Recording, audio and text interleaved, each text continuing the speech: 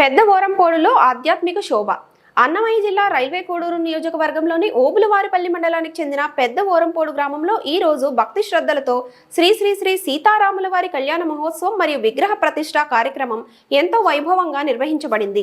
ఈ పవిత్ర కార్యక్రమానికి ముఖ్య అతిథిగా హాజరైన ప్రభుత్వ విప్ మరియు రైల్వే కోడూరు ఎమ్మెల్యే అరవ శ్రీధర్ కళ్యాణోత్సవ వేడుకల్లో పాల్గొని భక్తులతో కలిసి ఈ పుణ్యఘట్టాన్ని ఆదరించారు.